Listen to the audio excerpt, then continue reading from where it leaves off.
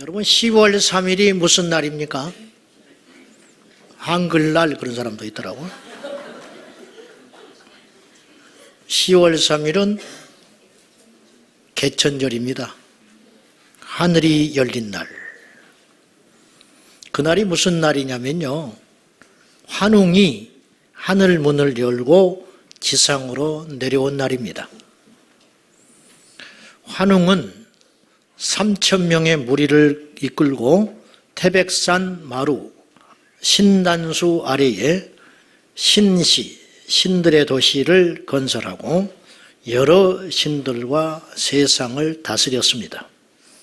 그때에 곰과 호랑이가 사람이 되고자 간청하니 환웅은 쑥과 마늘만으로 100일간 햇빛을 보지 않으면 사람이 될 수 있다고 가르쳐 줬습니다. 인내심이 많았던 곰은 3, 7일을 견디어내어서 사람이 되어 웅녀라 이름을 지었습니다. 훗날에 이 웅녀는 환웅과 결혼하여 아들을 낳으니 그가 곧 우리나라의 시조인 당군입니다. 고개를 끄덕끄덕 하는 사람도 있어요. 당군이 평양에 도읍하여 국호를 조선이라 이름 짓고 뒤에 아사달에 천도하여 1500년간 나라를 다스립니다. 믿어지십니까? 근데 개천절은 왜 지내는 거예요? 이런 일이 없었는데, 지어낸 설화인데 개천절은 왜 지내는 겁니까? 우리가 이런 내용들을 교과서에서 버젓이 배웠습니다. 근데 믿고 배운 것이 아닙니다. 그냥 이야기인 것입니다. 저는 아래 자손입니다. 박역거세. 박역거세가 아래에서 태어났어요. 대단한 인물이라는 거지요. 대단한 인물. 아무도 안 믿어요. 읽고 듣지만 믿지 않습니다. 그렇게라도 해서 국가의 정통성을 세우고 싶은 것입니다. 모든 나라마다 거의 이런 설화가 있습니다. 신화, 전설, 설화는 사실이 아니에요. 나라는 존재하는데, 번듯하게 존재하는데 어떻게 기원이 됐는지를 아무도 몰라요. 그 아는 길은 성경을 믿는 길밖에 없는데 자존심에 성경을 인정하지 않자 보니 지어낸 이야기로 진리처럼 따르고 있는 것뿐입니다. 풀리지 않잖아요. 인생의 기원이, 사람이 나타난 기원이 하나님께서 만드셔서 인류가 시작됐는데 그걸 인정하자니 하나님을 믿어야 하잖아요. 믿기는 싫고 자기의 시조는 찾아야겠고, 그래서 각 나라마다 이야기가 난무할 수밖에 없다, 이런 말입니다. 좀 다른 각도에서 생각을 해보겠습니다. 조금 전에 우리가 당군 신화를 들었습니다. 그러나 우리 중에 어느 누구도 믿지 않는다고 했습니다. 믿으면 그건 이상한 사람입니다. 오늘 본문 한번 보실랍니까? 29절과 30절인데요. 한번 봅시다. 다 같이 시작. 그날 환란 후에 즉시 해가 어두워지며 달이 빛을 내지 아니하며 별들이 하늘에서 떨어지며 하늘의 권능들이 흔들리리라. 그때에 인자의 징조가 하늘에서 보이겠고 그때에 땅의 모든 족속들이 통곡하며 그들이 인자가 구름을 타고 능력과 큰 영광으로 오는 것을 보리라. 진짜 개천절은 예수님 오신 날이거든요. 근데 물어봅시다. 이 말씀을 믿습니까? 그러면 세상 사람들이 이 말씀을 읽을 때 우리가 당군신화 보고 읽는 것하고 똑같이 생각하는 거예요. 너희가 믿는 예수가 신이라는 것도 믿어지지 않지만 그 예수라는 존재가 어느 날 하늘에서 구름을 타고 내려와? 환웅이 하늘에서 내려왔다. 곰이 사람이 되었다. 근데 예수 믿는 사람이 변해서 천국으로, 하늘로 올라간다면서 곰이 사람 되는 것하고 성경을 격화시킬 생각은 추호도 없지만은 제가 여러분에게 지금 역설적으로 말씀드리고 싶은 건 뭐냐면 이 성경을 읽는데도 당군 신화처럼 안 믿는 사람이 있다 이거예요. 예수 믿는 사람 중에. 우리 중에도 있을지 몰라요. 목사님 어떻게 그렇게 우리를 무시합니까? 믿으면 안 변할 수가 없는 거예요. 안 변한다는 건 안 믿고 있다는 거예요. 성경은요 100% 믿어야 할 책이에요. 99%는 안 믿는 겁니다. 근데 어떤 사람들은 성경을 구분해서 믿으려고 그래요. 즉 자기가 납득이 되면 믿어요. 근데 자기가 납득이 안 되면 이거는 안 믿는 거예요. 이건 그냥 짜집기 해가지고 붙여놓은 이야기다는 거예요. 교회가 훗날에 붙여 넣었다는 거예요. 어디서 그런 소리를 함부로 해? 어디서? 성경에서 기적을 빼버리면 성경은 철학책이고 윤리적인 책밖에 안 되는 거예요. 성경에 이성적이고 논리적인 이야기가 존재하는 이유는 예수님이 하나님의 아들이신 것을 믿게 하려고. 그런데 이 시대에 지금 강단이나 우리 성도들이 얼마나 그릇된 잘못된 믿음을 갖고 있냐면 이거는 제가 볼 때 세월이 갈수록 더 심해지는 현상이라고 그렇게 여겨지는데 제가 자주 이런 말을 했어요. 아, 저 목사는 저런 스타일의 신앙관과 목회관을 가지고 하고 있구나. 저 목사는 재림에 대해서 자주 설교하는구나. 아, 저 목사는 구원에 대해서 자주 설교하는 목사구나. 그렇게 생각하지 말아달라고 그랬어요, 제가. 그거는 목회자의 칼라나 그런 것이 아니라는 거예요. 그것과 상관없는 이야기를 한다는 거예요. 자, 다시 제가 무슨 말씀을 드리려고 하냐면은 요나가 고기 뱃속에 사흘 동안 죽지 않고 소화되지 않고 다시 토해져 가지고 니느웨 성으로 갔어요. 이게 사실이라. 그러면 그 사실 하에 성경을 해석해야 되는데 그건 별 크게 의미를 두지 않고 요나가 고기 뱃속에서 불순종했다. 불순종에다가만 초점을 맞추고 설교를 하면 그 설교는 틀린 설교는 아니지만 100점짜리 설교는 아니다 이 말이에요. 불순종도 이야기했다면은 고기 뱃속에서 초자연적으로 살아남은 노아의 이야기도 우리는 간과해서는 안 된다는 뜻이에요. 다시 제가 장황하게 말씀을 드렸는데 오늘 이 본문 내용을 보고 여러분들 중에 당군 신화 정도로 이해하는 사람이 있다면 그분은 믿음이 잘못된 믿음이다. 이렇게 말씀드릴 수 있습니다. 예수님은 다시 오십니까? 부활 승천하셨으니 다시 오시는 건 응당 당연한 일입니다. 우리는 몸이 변화되어서 예수님을 만날 수 있을까요? 당연한 사실입니다. 왜냐하면 에녹이 그리했고 엘리야가 승천할 때 그의 옷가지들이 땅에 떨어졌다는 것은 몸이 변했다 이런 뜻입니다. 그러면 우리라고 그렇게 안 됩니까? 당연히 됩니다. 그래서 성경은 과학입니다. 설화가 아니에요. 진실입니다. 진실. 지지난주에 예수님 오시기 전에 이 땅에서 어떤 일이 일어나는가? 세 가지 현상이 일어난다고 성경에 있는 거 그대로 이야기한 거예요. 오늘 또 성경에 있는 이야기 그대로 제가 할 거예요. 제가 뭐 해석을 갖다 붙일 필요도 없고 과장하거나 축소시킬 이유가 하등 없어요. 예수님이 공중에서 재림하시기 전에 이 땅에서 일어나는 세 가지 현상. 첫째, 가짜들이 나타나서 미혹할 거다 그랬어요. 미혹, 속인다. 어떤 가짜들이냐? 세 가지 부류들의 가짜가 나타난다. 가짜 예수들. 2000년 동안 있어 왔어요. 내가 예수라고 사람들 미혹하고 현혹하는 일들이 계속 더해지고 있고요. 앞으로 점점점 많아져요.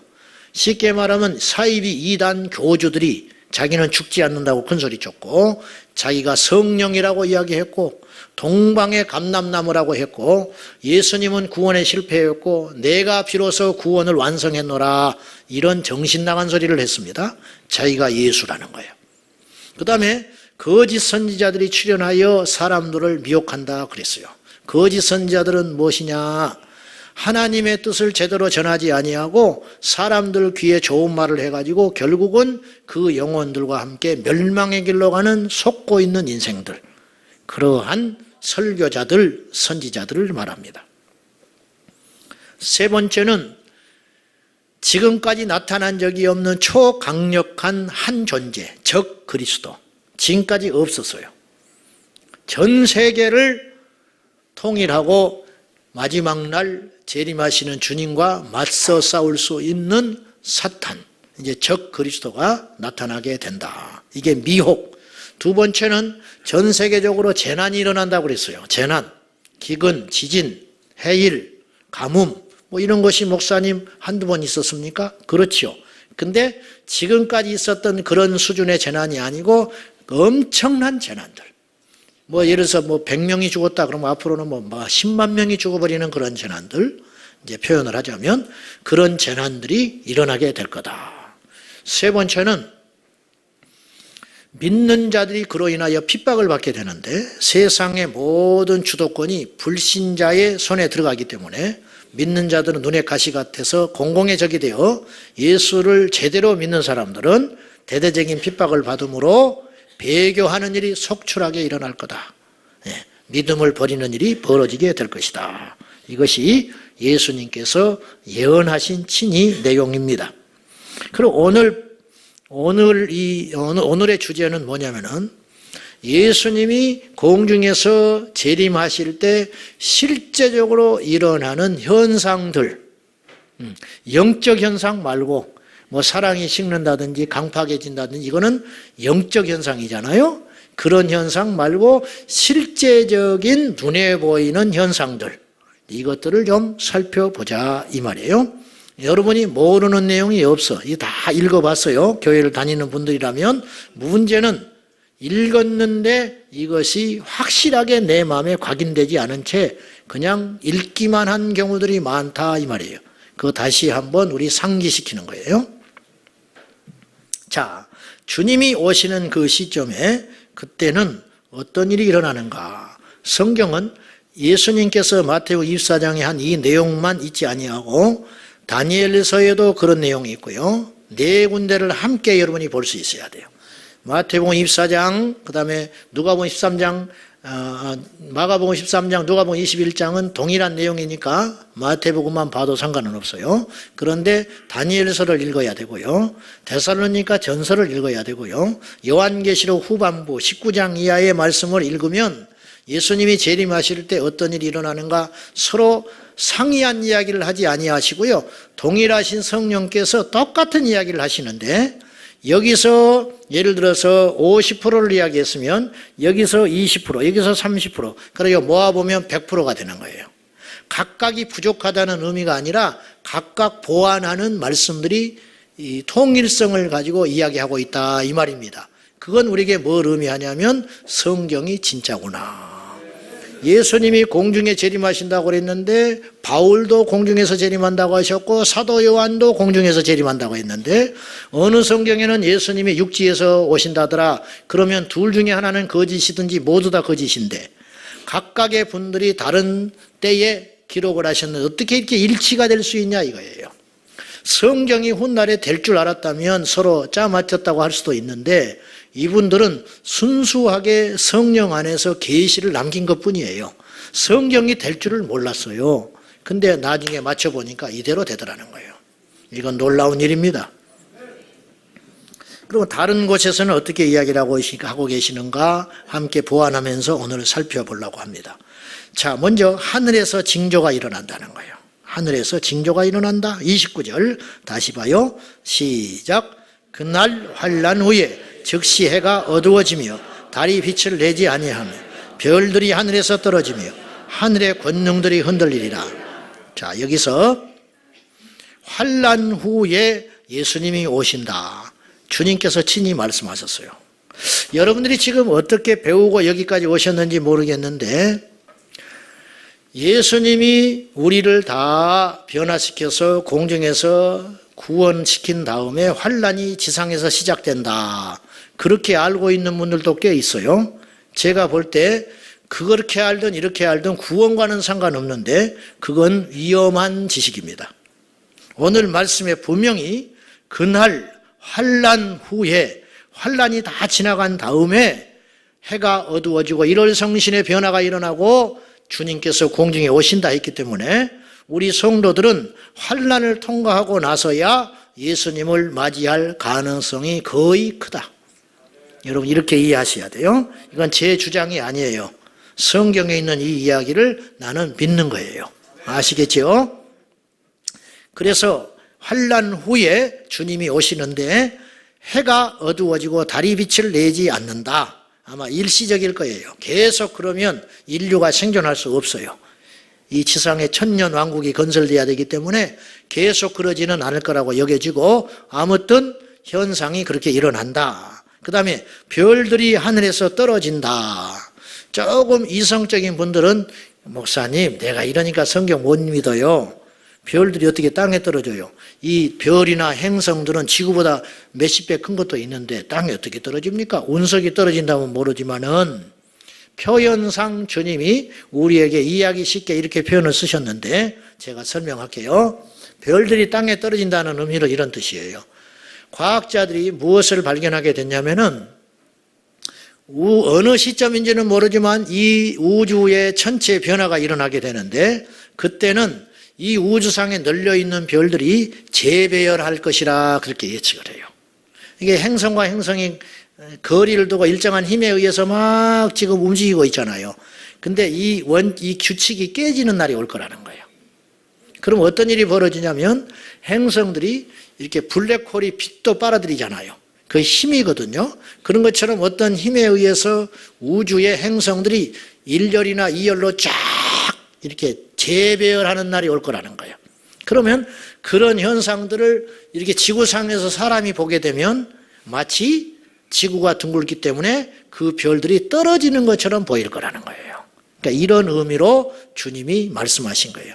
주님의 지혜는요, 인간이 따라갈 수가 없어요. 우리가 알 수 있는 방법을 이렇게 표현하신 거예요. 그 다음에 하늘의 권능들이 흔들리리라. 여기서 말하는 권능은 영적인 힘이 아니에요. 현대어 성경에는 이 말씀을 이렇게 해석했어요. 우주 전체가 뒤흔들릴 것이다. 그러니까 뭐가 막 대단한 우주의 어떤 격변, 그런 일들이 일어나는 거죠. 근데 지구는 이제 파괴되지는 않겠지만 막 축이 흔들리고 어떤 그런 현상들이 주님이 오실 때 일어난다, 이런 말이에요. 예수님께서 구름을 타시고 능력과 큰 영광으로 오시는데 나팔 소리와 천사들의 입장, 2000년 전에 예수님이 오실 때는 구원 사역을 위해서 오셨기 때문에 어린 아이의 형상을 입고 이 땅에 나약하게 오셨지만은 다시 오실 우리 주님은 그렇게 오실 이유가 하나도 없습니다. 다시 오실 우리 주님은 이제 하늘의 모든 권한, 권위와 당신의 영광스러운 형체를 가지고 천사들을 앞장세워 가지고 호령하면서 그분이 공중에 입장하실 것이다. 2000년 전 어린 양 예수로 오신 주님은 세례 요한을 앞세워서 광야에서 외치게 하셨지만은 다시 오실 주님은 천사들을 동원하여 온 우주 만방 가운데 왕 대신 주님이 오실 것을 알리고 오실 것입니다. 이것이 이제 오늘의 그 내용이고요. 자, 30절 봅시다. 아까 읽었나요? 다시 한번 봐요. 시작. 그때 인자의 징조가 하늘에서 보이겠고 그때의 땅의 모든 족속들이 통곡하며 그들이 인자가 구름을 타고 능력과 큰 영광으로 오는 것을 보리라. 이제 오늘 마태복음에 그렇게 말씀을 하셨는데 이 내용을 데살로니가 전서에서는 좀 더 구체적으로 말씀을 하셨어요. 데살로니가 전서 4장 16절입니다. 다 같이 시작. 주께서 호령과 천사장의 소리와 하나님의 나팔 소리로 치니 하늘로부터 강림하시리니 그리스도 안에서 죽은 자들이 먼저 일어나고, 좀 더 자세히 설명을 한과 동시에 예수님이 자세히 말씀하지 않은 내용을 성령께서 사도 바울의 입을 통하여 말씀하셨는데 그 내용이 뭐냐면 그리스도 안에서 죽은 자들이 먼저 일어나서 온다. 이게 뭐냐면은 예수님이 하늘의 문이 열리면서 이 땅에 강림하실 때에, 공중에 재림하실 때에 살아나는 사람들의 순서가 있다는 거예요. 먼저 일어난다. 누가 먼저 일어나느냐? 지금 주 안에서 먼저 죽은 성도들, 그들이 먼저 일어난대요. 여러분, 예수님 믿고 죽으신 분은 지금 어디가 있을까요? 육체는 이 땅에 줬지요. 네. 육체는 이 땅에 묻히든지 없어지든지 그럴 수 있죠. 없어졌어요. 그 대신 그분들의 영혼은 어디 갔을까요? 천국. 자세히 더 정확히 이야기하면 낙원에 가 있는 거예요. 예수님이 십자가에 달리실 때 한편의 강도가 가까스로, 저는 인류 역사상 가장 큰 행운아라, 부끄러운 행운아, 가까스로 막차 탄 한 인생이 있었어요. 그래가지고 그에게 주님이 말씀하시기를 오늘 네가 나와 함께 천국이라고 하지 아니하시고 낙원에 있으리라. 그러니까 예수 믿고 죽은 자들은 낙원에 가서 안식에 들어가 있는 거예요. 가서 쉬고 있는지 가서 즐겁게 있는지 그것까지는 모르겠구만 어쨌든 안식하고 있는 거예요. 그러니까 지금 수천 년 동안 안식하는 분들이 있죠. 아브라함도 안식하고 있어. 모세도 안식하고 있겠죠. 확실한 사람들은. 근데 이분들을 예수님께서 오실 때 살려내가지고 데리고 온다 그랬어요. 데리고 온다. 그러면 육체는 이 땅에서 없어져 버렸잖아요. 그러면 영혼에, 낙원에 들어가 있는 그 영혼을 주님께서 새로운 육체를 입게 하셔서 오시는데 그 육체는 이런 육체가 아니에요. 늙지도 않고 쇠하지도 않고 병들지 않는 육신을 가지고 새 몸을 가지고 오시는데 요새는 여러분 그런 사진 보기 어려운데요. 이제 갈수록 그런 그림이 없어지는 게 참 저는 개탄스러운데요. 이런 그림들을 보셨을 거예요. 주님의 재림의 장면에 대한 그림이 있어요. 하늘의 문이 확 열리고 천사들이 나팔을 불고 주님께서 뒤에 셀 수도 없는 수많은 사람들을 살려가지고 뒤에다가 대동하시고 주님이 저 공중에서 딱 서 있는 장면, 그런 그림 보셨지요? 한번 보여주면 좋겠는데 이제 봤다고 생각하고 그 그림이 이 장면이야. 데살로니가전서 4장 16절. 그러니까 그들이 몸이 변화돼서 주님 뒤에 도열해가지고 남녀노소, 막 로마 군인 막 그런 분들도 있잖아요. 믿기만 하면 구원받으니까 그들이 살아나가지고 주님과 함께 이 땅에 오신다는 거예요. 그러면 그리고 나서 어떤 일이 벌어지냐면 생전에 믿은 사람들, 이 육신을 가지고 살아서 예수 믿는 사람들이 그 다음으로 몸이 변화되어 공중에서 예수님 맞이하게 될 것이다. 이게 바로 데살로니가 전서 4장 17절 말씀입니다. 자, 한번 봅시다. 17절 시작. 그 후에 우리 살아남은 자들도 그들과 함께 구름 속으로 끌어올려 공중에서 주를 영접하게 하시리니 그리하여 우리가 항상 주와 함께 있으리라. 아멘. 네. 하늘에 1월 성신의 징조가 일어나가지고 떨어지고 어두워지고 하늘의 문이 열리더니 천사장의 나팔 소리와 함께 대지각 변동이 일어나더니 공중을 높이 보니 우리 주님께서 살려내서 수많은 수십억이 될지 수백억이 될지 수천억이 될지 나는 모르겠어요. 지금까지 살아온 인류 중에 예수 믿는 사람들을 뒤에 대동하고 영광스럽게 나타나시는데 우리들도 그 뒤를 이어서 살아생전에 예수 믿는 사람들은 호련히 변화되어, 그렇죠? 호련히 변화되어 그 후라는 말은 먼저 예수 믿고 죽은 자들이 부활한 다음에 그 후에 우리 살아남은 자들도 그들과 함께 구름 속으로 하늘로 끌어올려가서, 여기서 끌어올린다는 말은 헬라어 원문은 무슨 뜻이냐면요, 독수리가 공중에서 빙빙빙빙 돌다가 먹잇감을 노리고 있어요.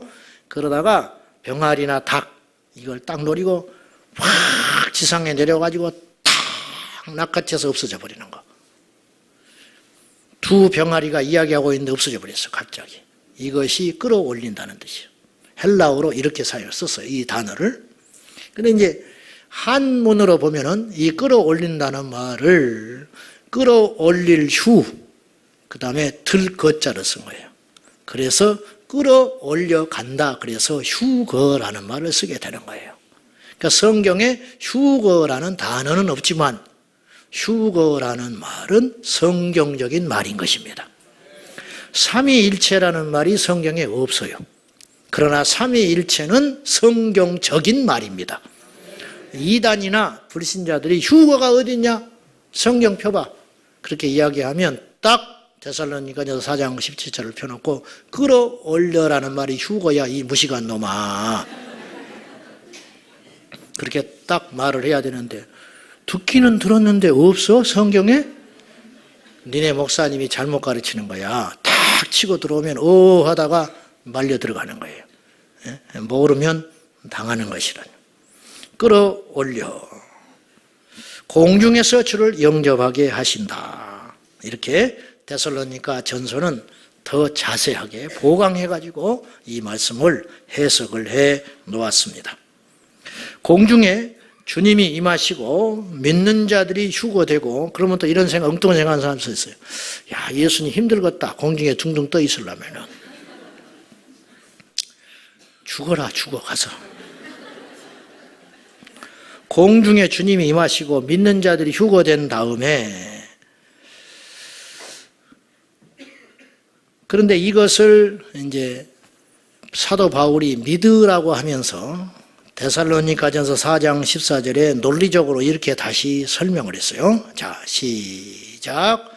우리가 예수께서 죽으셨다가 다시 살아나심을 믿을진대 이와 같이 예수 안에서 자는 자들도 하나님이 그와 함께 데리고 오시리라. 예수님이 십자가에 죽으셨다가 부활한 것을 너희들이 믿는다면은 예수님이 공중에서 재림하여 오실 때에 너희보다 먼저 믿고 죽은 성도들을 깨워가지고 잠자는 자들을 깨워서 표현을 그렇게 한 거예요. 살려낸 것을 깨웠다. 잠자는 자들을 깨워가지고 그들과 함께 데리고 오시리라. 그러니까 엄밀히 정확히 표현하면요, 세밀하게 말을 하면 예수님이 혼자 오시는 게 아니에요. 천사와 잠자는 성도들과 함께 공중에서 오신다. 이 표현이 더 정확한 표현이 되겠습니다. 지상에서는 그러면 어떤 일이 벌어지느냐? 자, 30절 봅시다. 아까 읽었죠? 그만 읽어요, 그러면. 지상에서 모든 족속들이 통곡한다. 그렇게 간단하게 이야기를 하셨어요. 주님이 모든 족속이 통곡한다고 그랬는데 믿는 자들은 지상에 있을까요? 없을까요? 있을 이유가 없지. 여러분 중에 남는 사람들에게 제가 미리 참고로 말씀드리는데 주님이 오셨는데 여러분이 땅에 남아있으면 이건 심각한 일이야. 이건 심각한 일 정도가 아니라 이건 이제 불구덩이에 들어갈 일이 남은 것으로 알고 이게 정말 우리가 지금 웃을 수도 없고 울 수도 없는 이야기를 지금 저와 여러분이 하고 있는 거예요. 지금 기가 막힌 이야기를 하고 있는 거예요. 사실은 우리가 이거 쉽게 듣고 말 이야기가 아니에요. 사실은 완전히 마귀에게 속아가지고 성경을 안 믿어요. 안 믿어. 죄송한 이야기지만은 제가 7년 신학을 하는 중에 일주일에 2번씩 의무적으로 체포를 참석하고 기숙사에서 할 때 새벽기도 의무적으로 했는데 전국에서 전 세계에서 내노라 하는 목사님들은 전부 와서 설교하셨어요. 초청하면 영광으로 와서 설교를 하셔요. 한 사람도 어떤 목회자 유명하니 뭐 지방에서 뭐 특수 목회하시니 뭐 세계적인 석학 신학자니 어떤 분도 제 기억에 7년 동안 강단에서 학교 채플에서 설교하셨는데 이 설교하신 분이 한 분도 없었어. 이해는 해요. 신학생이니까 알겠지. 그런 측면에서 말씀을 안 하셨는지는 모르지만은 전부 쩍쩍 소리해가지고 신학생들 귀를 설득시키고 자기가 이렇게 알고 있다라는 것을 말씀하시는 신학자들은 많이 봤지만은 경고하는 메시지는 내가 들어보지를 못했다 이 말입니다. 이게 기가 막힌 일 아닙니까? 예수 그리스도가 십자가에 죽으시사 나의 죄를 속량하셨다는 것을 믿는 다음에는 그 다음에 우리에게 필요한 지식은 우리 주님 다시 오신다는 거, 그것을 제일 먼저 알아야 되는 거예요. 이런 건 관심이 없고, 이 땅에서 복받는 비결, 복받아서 뭐 할 건데, 결국은 다 두고 갈 것인데, 장차 망할 소돔과 고모라에 속해가지고 뭐 할 건데, 지금 하늘에서 불이 내리기 직전인데 속고 있는 거예요. 부탁드리는데 지식에 속지 마세요. 지식에 속지 말고 성경을 그대로 믿으시기 바랍니다. 제가 지금 뭐 다른 소리 합니까? 성경에 있는 이야기 그대로 이야기하는 것이지, 그대로. 이 땅에 남겨져서 모든 족속들이 통곡한다 이렇게 말씀하셨는데, 이 말씀을 사도 요한은 요한계시록 19장에서 더 구체적으로 이렇게 이야기를 했습니다. 19장 19절에서 21절 시작. 또 내가 보매 그 짐승과 땅의 임금들과 그들의 군대들이 모여 그 말탄 자와 그의 군대와 더불어 전쟁을 일으키다가 짐승이 잡히고 그 앞에서 표적을 행하던 거짓 선지자도 함께 잡혔으니 이는 짐승의 표를 받고 그의 우상에게 경배하던 자들을 표적으로 미혹하던 자라. 이 둘이 산채로 유황불 붙는 못에 던져지고 그 나머지는 말탄 자의 입으로부터 나오는 검의 죽음에 모든 새가 그들의 살로 배불리더라. 믿으십니까? 이걸 비유적으로 어떻게 설명을 해볼까요? 한번 해석해봐요. 이건 문자적으로 이런 뜻이 아니고 다른 뜻이라고 이야기할 분 있으면 이야기해봐요. 근데 주석에는 그렇게 해석하는 주석도 많이 있어요. 그러니까 거기에 미혹되지 마라 이 말이요. 성경은 상징으로 풀어야 할 말씀이 있고 그대로 받아들여야 할 말씀이 있다, 이런 뜻이에요. 아시겠어요? 무슨 말씀인지? 이걸 잘못해버리면 큰일 난다 이 말이에요. 이단이 달리 이단이 아니야. 달리 이단. 현실 그대로 받아들여야 할 말씀을 비유적으로 풀으면 와 대단하다고. 사기꾼 만난 거야. 대단한 사람을 만난 게 아니고 이단 사기꾼을 만난 거예요. 나는 교회 다니면서 말씀을 이렇게 푼 사람을 처음 봤다는 거예요. 처음 봤겠지. 이단을 처음 봤으니까.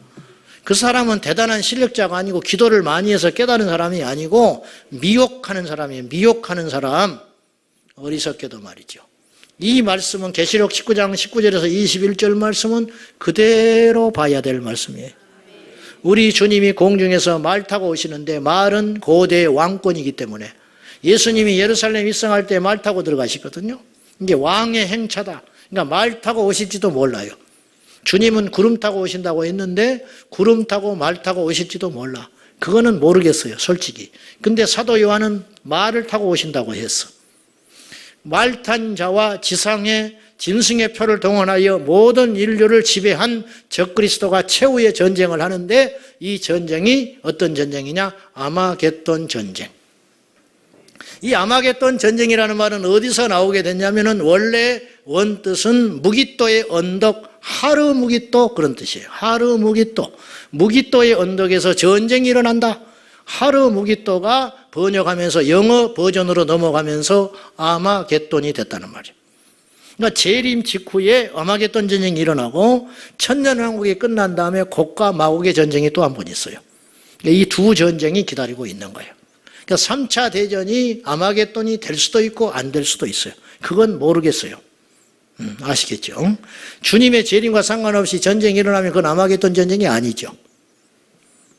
자, 아무튼지 오늘 계시록 19장에서 19장 19절에서 21절은 좀 더 자세하게 예수님은 모든 민족들이 통곡한다 그렇게 간략하게 말씀을 하셨지만은 요한계시록에는 아주 자세하게 전쟁도 다루고 있고 그 다음에 어떻게 주님의 군대를 이길 수가 있겠어요.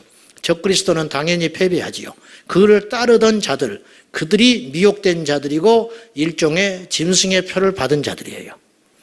짐승의 표를 받은 자들은 영혼을 뺏겨버리기 때문에 자기 의지를 동원하여 주님을 믿고 싶으나 믿을 수 없는 상태가 되어버립니다. 혹자는 어떤 간이 배 밖으로 나온 분들은 이렇게 이야기도 합니다. 짐승의 표 시작되면 내가 먼저 받을 테니까 걱정하지 말라고. 알아서 해. 받든지 말든지 알아서 하는데 나는 안 받아. 왜 안 받냐? 저는 만의 일의 확률을 생각하는 거예요. 받았다가 그러면 이렇게 주장하는 사람도 있어요. 그걸 받는다고 지옥 가냐는 거예요. 예수님을 부정해야 지옥 가지.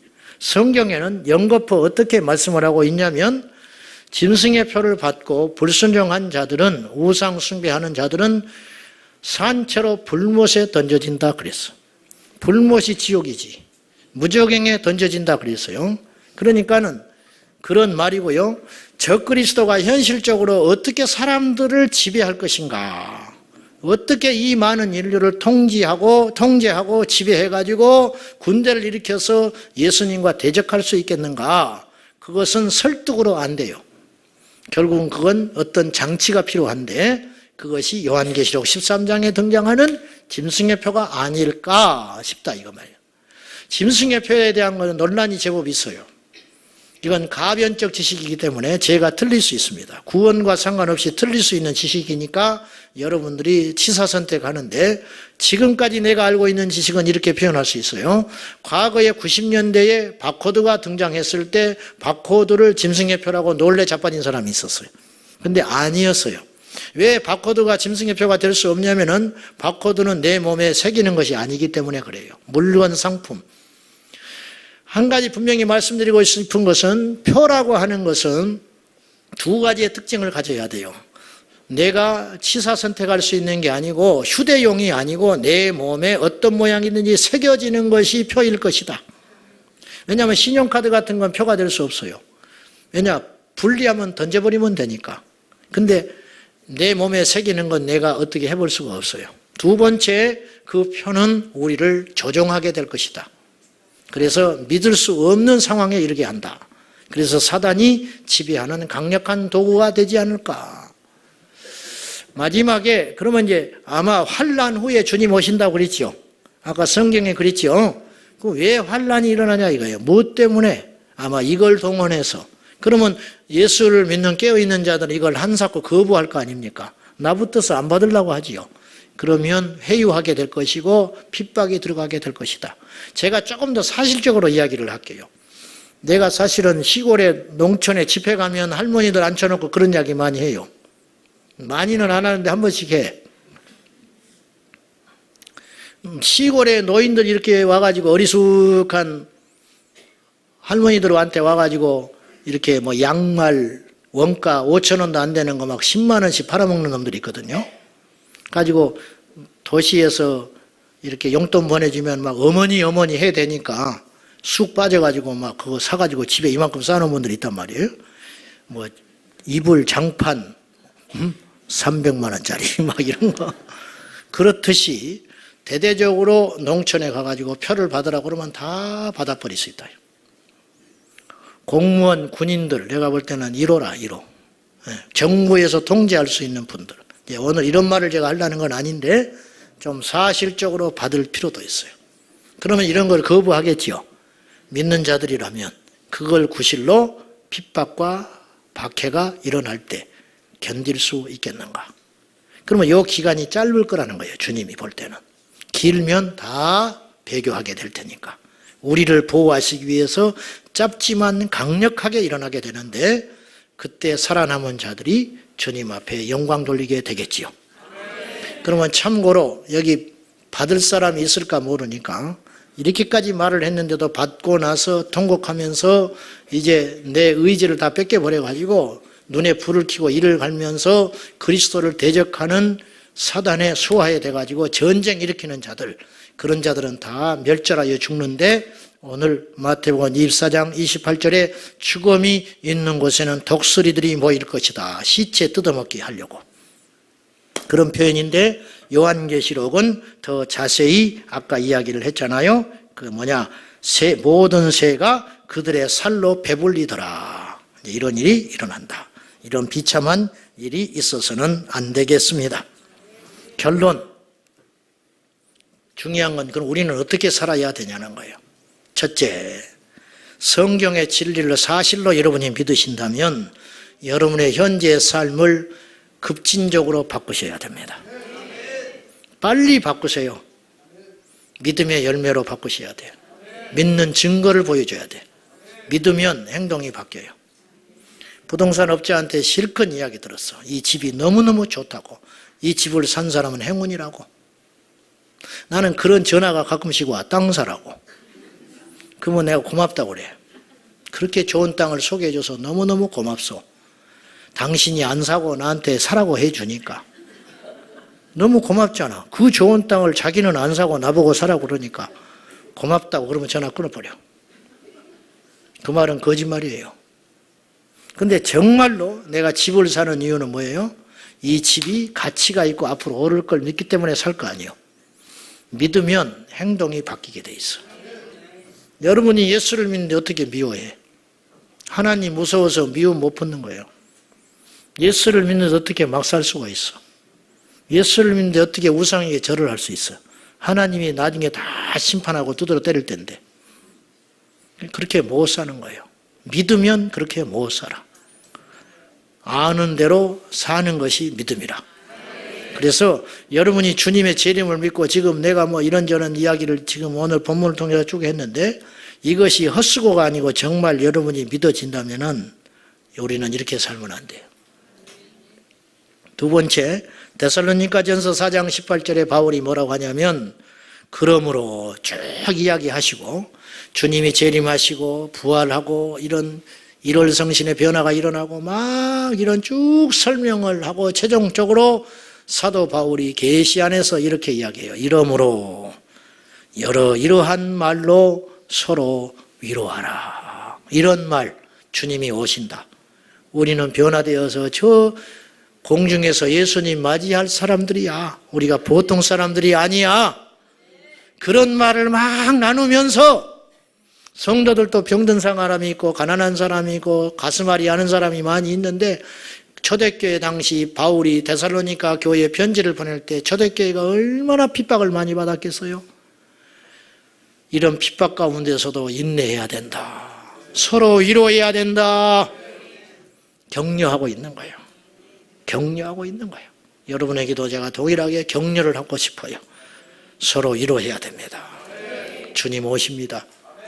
눈물이 변하여 기쁨이 될 것이고 이 땅에 취해가지고 자기가 잘난 맛으로 바벨탑 쌓고 있는 사람들이 통곡하는 날이 올 테니까 고난은 잠깐이요 그 영광은 영원하다는 걸 꼭 기억하셔서 말씀을 말씀대로 믿으셔서 제 말을 절대로 극단적이거나 혹은 유치하다고 혹시 듣는 사람이 있다면 여러분은 지금 신앙이 굉장히 잘못됐다는 걸 꼭 기억하시고 말씀으로 빨리 돌아와서 제가 얼마든지 오늘 본문의 말씀을 멋있게 미화시킬 수 있습니다.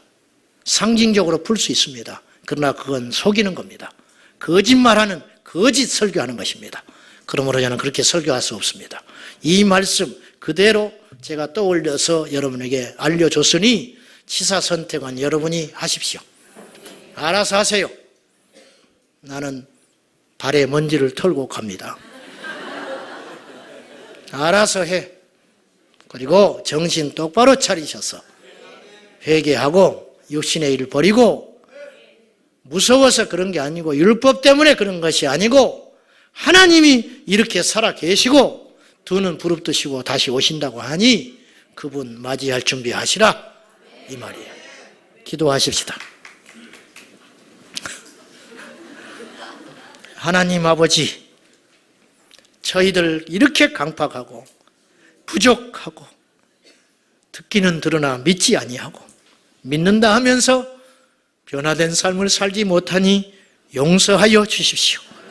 오늘 이 말씀 한 영혼이라도 깨워주셔서 울고만 가지 말게 하시고 뜨끔하고 돌아가지 말게 하시고 삶을 근본적으로 바꿀 수 있도록 믿음을 더하여 주시옵소서. 다시 오실 우리 주님 앞에 부끄럽지 않게 하시고 다시 오실 우리 주님 앞에 버림받아서 이 땅에 적그리스도의 편이 되어 하나님을 대적하는 자가 되지 아니하도록 저 공중에서 예수님 맞이하게 하여 주옵소서. 예수님의 이름으로 기도하옵나이다.